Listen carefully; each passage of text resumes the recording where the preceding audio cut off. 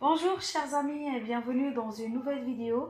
Aujourd'hui, je vais voir avec vous un exemple de la grille d'exploitation des résultats d'évaluation diagnostique de la langue française pour la classe de la 5e année primaire. Donc on commence par l'établissement, l'année scolaire, le niveau 5e année primaire, l'enseignant. Alors ce document est un outil pédagogique utilisé par les enseignants pour évaluer le niveau des élèves en début d'année, repérer leurs forces et leurs difficultés dans différentes compétences de français, avoir une vision claire pour organiser le soutien, la remédiation ou la différenciation. Donc, en résumé, c'est une grille d'évaluation diagnostique servant à suivre et analyser les compétences en français des élèves de la classe.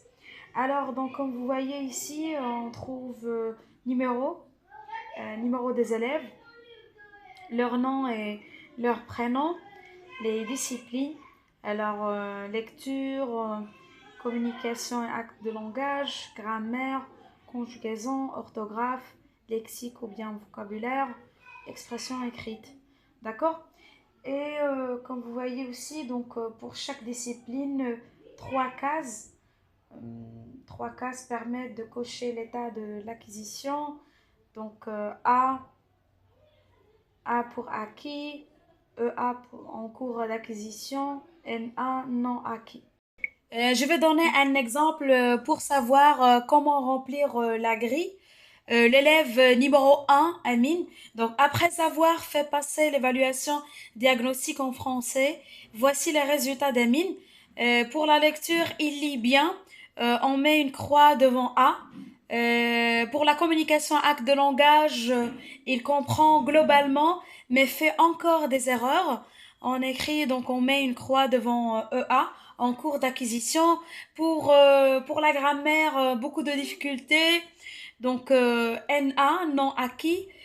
Conjugaison, il arrive à conjuguer quelques verbes au présent. Donc on met une croix devant EA. Et l'orthographe, erreur fréquente, NA, non acquis. Lexique ou bien vocabulaire, donc vocabulaire correct, on écrit, donc on met une croix devant acquis.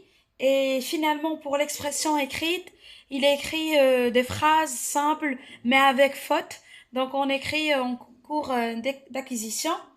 Et l'enseignant voit que les points forts d'Amine sont la lecture et le vocabulaire, ses points faibles, la grammaire et l'orthographe, ses compétences à renforcer la compréhension orale, la conjugaison et l'expression écrite.